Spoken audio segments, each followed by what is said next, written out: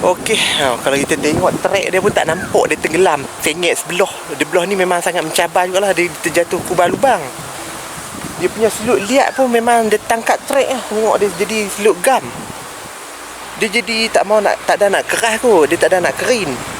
Tapi belah ni ada yang kering, ada yang tak kering. Tapi nak buat macam mana kan? Kalau boleh backhoe pun ataupun mesin padi pun tak melekat. Kalau boleh mereka pun nak jalan lancar elok. Sebab padi pun belakang ni pun ada lagi. Sebab depan ni pun ada lagi padi ni. Cuma tang ni dia jadi macam kubang lembik sikit lah. Dia jadi macam tak ada nak kering. Sangat mencabar lah.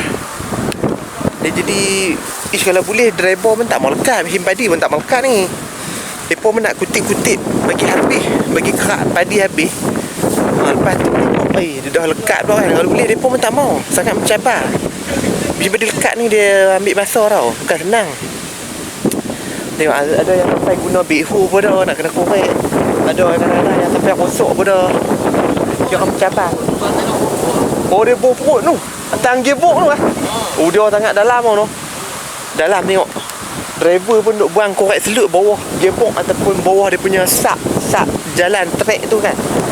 Sangat mencabar lah. Dia kalau boleh driver pun tak mau lekat ni. Dia jadi dalam. Dia jadi lambat kerja. Tapi nak buat macam mana kan. Mesin padi pun kalau boleh tak mau lekat tu. Dia kalau kering habis ni dia boleh main ni.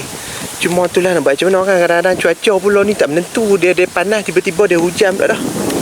Kadang-kadang bila dia kering elok dia hujan. Jadi dia jadi ayam kering. Kadang-kadang di bawah tu pun dia tak ada nak kerah.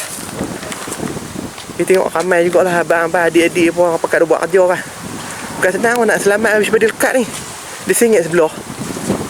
Di belah ni dia sangat mencabar lagi kot. Mungkin nak kena buah kayu ke apa tu kita tak pasti lagi lah. Mereka pun nak kena buang selut dulu. Nak bagi ringan trek kan. Bukan senang. Tengok sebab tengok di bawah dia ada ayak ni. Di bawah dia ada ayak. Dia tak ada nak kering. Tapi tak apalah. backhoe pun mungkin dah korek dah separuh kan. Backhoe dia dah korek dah separuh. Tapi tak apa dah. backhoe pun ada 540 cm. backhoe pun duk korek dah. Tak apa dah. Cuma dia bagi kena buang lagi lah selut-selut tu. Bagi ringan lagi supaya dia mudah pi nanti. Mudah selut liat.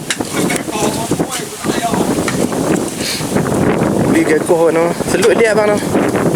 Dia melekat tau. Dia di selut gam.